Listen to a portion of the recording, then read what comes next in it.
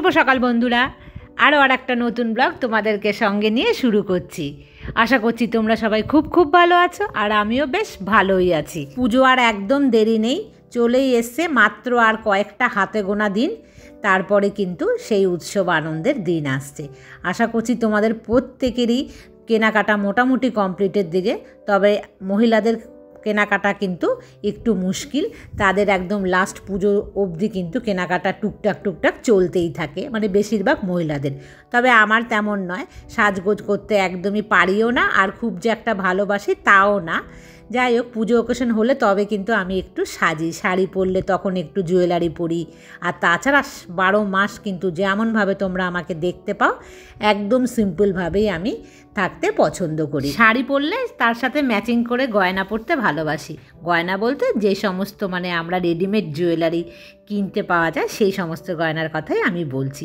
কারণ সোনাদানা এখন আমরা কিন্তু কেউই পরি না, আমাদের অত নেইও, আর যদিও থাকে তো সেগুলোও কিন্তু পরার মতন পরিবেশ নেই। আমরা সবাই কিন্তু ভয়ে নানা রকম ডিজাইনার সুন্দর সুন্দর এখন যে জুয়েলারি পাওয়া যায় সেই সমস্ত পরতে বেশি ভালোবাসি। আর ম্যাচিং করে পরলে দেখতেও কিন্তু খুব সুন্দর লাগে। যে সমস্ত মহিলারা খুব ম্যাচিং করে সুন্দর একদম সাদা মাটা একটা শাড়ি দেখবে, বেশ হালকা জুয়েলারি দিয়ে পরে খুব সুন্দর কিন্তু মানায়। আর হ্যান্ডলুমের শাড়িগুলো দারুণ লাগে না? আমার কিন্তু ভীষণ ভাল লাগে হ্যান্ডলুম শাড়ি। আমি এখন যে সমস্ত কাজগুলো করছি এগুলো কিন্তু ভীষণ হালকা কাজ, কিন্তু ভীষণ জানো তো এগুলো গুরুত্বপূর্ণ। এই যে হালকা হালকা করে একবার করে আমি কাপড় বুলিয়ে এগুলোকে মুছে দিচ্ছি, এগুলো যদি প্রত্যেক দিন একটু একটু টাইম বার করে আমরা করি না, তাহলে কিন্তু দেখবে জিনিসগুলো না পরিষ্কার থাকে, ধুলোগুলো উড়ে যায়। ডিপ ক্লিন অনেক দিন পর পর করলেও হয়। আর এই দেখতে পাচ্ছ কলপ শিকলটা, এটা কিন্তু আমি দিয়ে রাখি রাতের বেলা। এখন সকাল বেশি বাজে না, এখন মানে 7:30 মতন বাজে। বাইরে দেখে মনে হচ্ছে আজকে বেশ রোদ ঝলমলে দিন একটা হয়তো যেতে পারে, তবে পরে কী হবে বলা যাচ্ছে না। এই টেবিলটাকে হালকাভাবে আমি একটুখানি মুছে নিচ্ছি। আর সকাল সকাল এটাকে মুছে নিলে কী হয়, দেখতে চকচক লাগে। চোখের সামনে ধুলো বালিটা পড়লে না দেখতে ঘুম থেকে উঠে একদমই ভাল লাগে না, বিশেষ করে এই টেবিলটা। আর এই যে গাছগুলোকে আমি না ভেতরেই রাখছি, জানো তো, 2টো ইনডোর প্ল্যান্ট, কিন্তু আর একটা ইনডোর নয়, আমি তবুও এটাকে ইনডোরে রাখছি। আর মাঝে মাঝে জানলার কাছে তুলে দিচ্ছি, রোদ আসছে তো তার মধ্যে কিন্তু লাগছে, মানে যেটা বাইরে রাখার গাছ সেটা। ঘরে অনেকগুলো পার্সেল এসে জমা হয়ে আছে, আর কয়েকটা আসবে। ভেবেছি একসাথে সবগুলো তোমাদেরকে আমি শেয়ার করব, কিন্তু কিছুতেই না সেই জিনিসগুলো আসছে না, ডেট ওভার হয়ে যাওয়ার মতন হচ্ছে। অথচ যখন আমি অর্ডার দিই সব সময় কিন্তু 3-4 দিন আগেই চলে আসে অর্ডারের জিনিসগুলো। এখন আসছেই না, আর তোমাদের দেখাতে পাচ্ছি না। আর সমস্ত জিনিসগুলো জানো তো ঘরের এক কোণে জমা হয়ে পড়ে আছে। জানো তো বন্ধুরা, আমার মেয়ে যে ওখানে আছে ওখানে কিন্তু বেশ ভালোই আছে। খাওয়া দাওয়া প্রথম দিকে একটু বেশ কষ্টজনক হচ্ছিল, মানে এখনও আছে কষ্ট হালকা, তবে ও কিন্তু ওখানকার যে ধরনের সবজি সেই ধরনের সবজির সঙ্গে নিজেকে একদম অভ্যস্ত করে নিয়েছে। দেখো বেসিনটা দূর থেকে দেখলেই বোঝা যায় না নোংরা, পাশে গেলাম দেখতে পেলে তো কীরকম নোংরা হয়েছে। এটাকে এক্ষুনি যদি পরিষ্কার করে না নিই না, তাহলে কিন্তু এটার মধ্যে নোংরা জমে যাবে, আর পরে ঘষলে মাজলেও পরিষ্কার হতে চাইবে না। তখন মনে হবে যেন অল্প কদিনের মধ্যেই কত পুরনো হয়ে গেছে। আর এই যে পরিষ্কার করে রাখছি, তখনই যখন পরিষ্কারটা চোখের সামনে দেখতে পাই তখন মনে হয় না এই তো কয়েকদিন আগে কিনেছি, বা এই কয়েকদিন আগেই মনে হয় এই জিনিসটাকে এনে ব্যবহার করছি, তাই না বন্ধুরা? আর আমার মেয়ের সাথে যে থাকছে বান্ধবীটা, ও ওখানে একদমই খাওয়া দাওয়া করছে না। আমার মেয়ে আমাকে বলছে যে মাম্মাম ও একদমই ওখানে কিন্তু খাওয়া দাওয়া করছে না, আর ওর মেয়ে ভাত খেতে একটুও পছন্দ করে না। ওর মেয়ে পছন্দ করে রুটি খেতে, আর আমার মেয়ে একটুও পছন্দ করে না রুটি খেতে, বিশেষ করে ওই ধরনের রুটি। বাড়িতে যে ফুলকো রুটি বানাই, নরম, রুটির গায়ে দাগ পড়বে না, সেই রুটি খেতেও পছন্দ করে। আর তোমাদেরকে আমি শেয়ার করেছি যে ওখানকার রুটিগুলো দাগ পড়ে প্রত্যেকটা রুটিতে, আর রুটি একটাও ফোলে না, গরম থাকে কিন্তু যেহেতু ফোলে না আর ওরকম একটা বাজে দাগ হয়ে থাকে, সেই জন্য কিন্তু আমার মেয়ে ওখানকার রুটি খাবে না। আর ওখানে কিন্তু প্রত্যেক দিনই ভাতও দেয় রুটিও দেয়। যাই হোক, ওর মেয়ে রুটি খেতে ভালোবাসে তো রুটি খাবে, আর আমার মেয়ে ভাত খেতে ভালোবাসে তো ভাত খাবে। কিন্তু সমস্যা হয়েছে, রুটির সাথে দেখবে ভালো তরকারি না হলে খাওয়া যায় না। ভাতের সঙ্গে মোটামুটি যাই হোক তবু একটা ম্যানেজ করে খাওয়া যাচ্ছে। তো মেয়ে ওটা চেষ্টা করছে, আর ওর মেয়ে পারছে না কিছুতেই রুটির সাথে ওই ধরনের সবজিগুলো খেতে। আর তাতে কি সমস্যা হচ্ছে, ওর মেয়ে না ভীষণ অসুস্থ হয়ে পড়ছে ওখানে। আর আমার মেয়ে বলছে, মাম্মা আমি সারাক্ষণ ওকে বকতে থাকি যে তুই পেট ভরে খাবার খা। ও শুধু বলে এখন খাবো না, এবেলা খাবো না, ওবেলা খাবো না, আর বলে ছাতু খেয়ে থেকে যাব। আমার মেয়ে না ছাতু খেয়ে একদম থাকতে পারে না, বলছে ও খেতেই চাইছে না, আর ও অসুস্থ হয়ে পড়ছে, ওর শরীর খারাপ হচ্ছে খুব ঘন ঘন ওখানে। ওই পরিবেশের সাথে না ওই মেয়েটা কিছুতেই মানিয়ে নিতে পারছে না। আর ওই সব দেখে না আমার মেয়েরও মনটা খারাপ হয়ে যাচ্ছে। আর আমার মেয়ে বলে বারবার ওকে আমি জল খেতে বলছি, মানে আমার মেয়েকেই কে বলে বলো। আর আমার মেয়ে কিন্তু আবার বুদ্ধি করে ওকে বলছে তুই জল খা বেশি করে, তুই খাবার খা। মানে আমার মেয়ে না চিন্তা হচ্ছে ওর জন্য যে ও এত অসুস্থ হয়ে পড়ছে। আর আমারও না খুব খারাপ লাগছে শোনার পর, যদি হঠাৎ করে যদি কোনো কিছু একটা হয়ে পড়ে তাহলে তো আমরা এখান থেকে যেতেও পারবো না বলো। আমি না এখন ভাবছি যে কী করব, ওর মাকে কি জানাবো না জানাবো না। কারণ ওই মেয়েটি না খুব একটু চাপা ধরনের, ও নাকি ওর বাড়িতে কিচ্ছু জানাচ্ছে না। আমি বারবার আমার মেয়েকে বলছি বাবান তুমি বলো যে যাতে আন্টি বা আঙ্কেলকে ও জানায়, আর না হলে আমি কিন্তু জানিয়ে দেব। তো মেয়ে বলছে এখনই কিছু বলো না, আমি ওকে জানাচ্ছি যে তুই আন্টিকে বা আঙ্কেলকে জানা। তো এই হয়েছে অবস্থা, আমার মেয়েরও কিন্তু মনের ওপর ওটা একটা প্রেশার পড়ছে। যাই হোক বন্ধুরা, মেয়ে কি বলেছে আমায় জানো? মেয়ের অর্ডার হয়েছে এখান থেকে মেয়ের জন্য একটা আমি শাড়ি আর একটা সালোয়ার কামিজ, মানে একদম ওড়না দেওয়া আর প্যান্ট দেওয়া এই ধরনের একটা চুড়িদারের সেট নতুন কিনে ওর জন্য পাঠানো। আমার মেয়ে কিন্তু একদম চুড়িদার পরতে পারে না, মানে ও কখনোই চুড়িদার পরে না। আর ওকে না চুড়িদারে একদম মানায়ও না, কারণ ও চুড়িদার একদম হ্যান্ডেল করতে পারে না। ও সবসময় জিন্স টপ এই ধরনের জিনিসে ভীষণ কমফোর্টেবল, আর ওকে মনেও হয় যেন ওটা পরলে মানিয়ে যাচ্ছে। আর চুড়িদার পরলে না বোকা বোকা লাগে। কিন্তু যেহেতু বড় হয়েছে, ওখানে কলেজের নানা রকম প্রোগ্রাম হয়, তখন ওখানে ও দেখছে যে সবাই চুড়িদার পরছে, তো ওর কাছে না চুড়িদার নেই। একটা ছিল সেটা ও নিয়ে গেছে, সেটা হলো চিকেন কারি যে কুর্তিগুলো বেরিয়েছে না, ও আর ওই যে মেয়েটা ত্রিপর্ণা, ও দুজনেই একই কালারের কিনেছিল আগের বছর, তো সেটাই কিন্তু ও নিয়ে গেছে। বন্ধুরা এখন কিন্তু আমি তোমাদেরকে দেখাবো চিমনিটা কিভাবে আমি পরিষ্কার করছি। বেশ অনেক দিন হয়ে গেছে, আর অনেক দিন হয়ে গেলে না বিচ্ছিরি দেখো হলুদের দাগ হয়ে যায়, আর এই দাগটা তোলাটা ভীষণ কঠিন।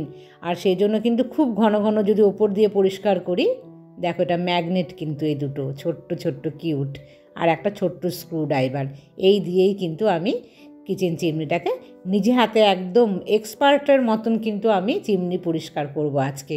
আর তোমরা কিন্তু আমার সাথেই থাকো, খুব সাবধানে কিন্তু চিমনি নিজে নিজে যখন সার্ভিসিং করতে হবে তখন কিন্তু কোনো রকম মানে ওভার স্মার্ট হয়ে কিন্তু কোনো কায়দাগিরি করা যাবে না।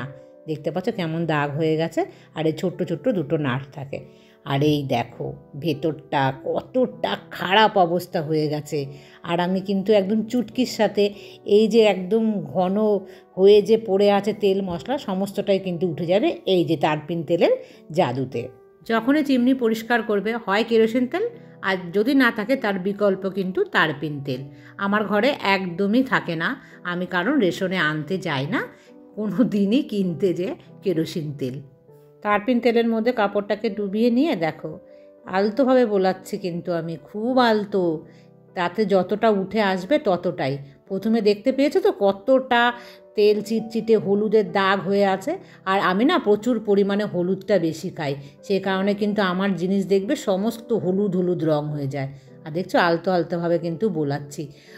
অনেক দিন গ্যাপ হয়ে গেছে, যদি আরও আগে করতাম তো ভালো হতো।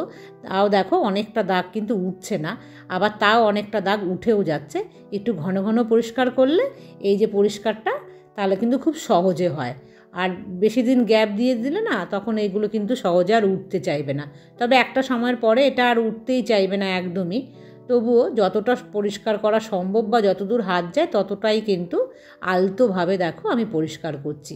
বেশ এই কাপড়টা যে বারবার তারপিন তেলে ডুবিয়ে ডুবিয়ে দিচ্ছি তাতে কিন্তু অনেকটাই পরিষ্কার হয়ে আসছে। এই কোনাটা দিয়ে কিন্তু দেখো তেলটা যে আসে সেই পাইপটা এটা, আর দেখেছো কোনার মধ্যে কতখানি তেল জমেছে আছে। আর এই দেখো ন্যাকড়াটার কী অবস্থা, আর এই তেলটা না আর ইউজ করা যাচ্ছে না। আমি আবার নতুন করে তারপিন তেল নিলাম এবং নতুন কাপড় নিলাম। ওই পুরোনো কাপড়টা ফেলে দিতে হবে, ওটা প্রচণ্ড কিন্তু তেল চিটচিটে একদম বিচ্ছিরি অবস্থা হয়ে গেছে।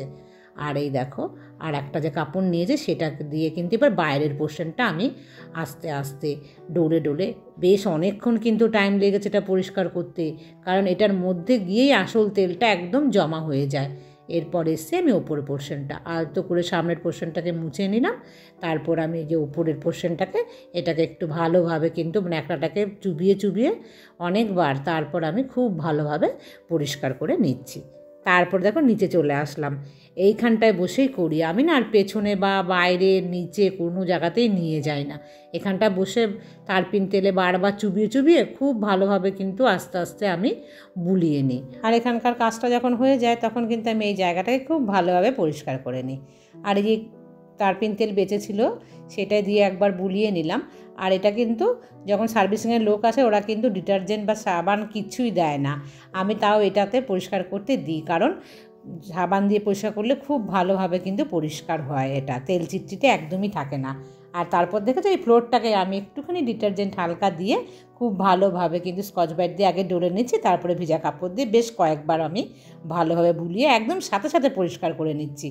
তা না হলে কিন্তু দাগটা ফ্লোরে বসে যাবে একদম শক্তভাবে। দেখো বন্ধুরা, দামি কম দামি জিনিস আমরা বাড়িতে কিনতেই পারি, অনেকেই আছে আমাদের থেকে অনেক দামি দামি জিনিস কেনে, অনেক ভালো ভালো জিনিস তাদের ঘরে ভর্তি হয়ে থাকে, কিন্তু সেগুলো যদি মেনটেন না করে না বেশ কিছুদিনের মধ্যেই কিন্তু সেগুলো খারাপ হয়ে যায়। সেই জন্য তোমার ঘরে যেমনই জিনিস হোক না কেন দামিই হতে হবে কোনো মানে নেই, কম দামি জিনিসগুলোকেও যদি যত্ন করে রাখো না বা এরকম যদি প্রত্যেক দিন অল্প অল্প করে যত্ন করি সেই জিনিসটা কিন্তু অনেক দিন অবধি ভালো থাকে। আর আমাদের মতন মধ্যবিত্তদের না খুব কষ্ট করে যে কোনো জিনিস একটা কিন্তু করতে হয়, আর সেই জিনিসটাকে যদি আমরা যত্ন না করি খুব তাড়াতাড়ি খারাপ হয়ে যাবে। আর খুব তাড়াতাড়ি খারাপ হয়ে গেলে আমাদের কিন্তু সামর্থ্য থাকে না যে আবার 2-1 বছর পর আমরা আর একটা কিনে নিলাম সেই জিনিসটা।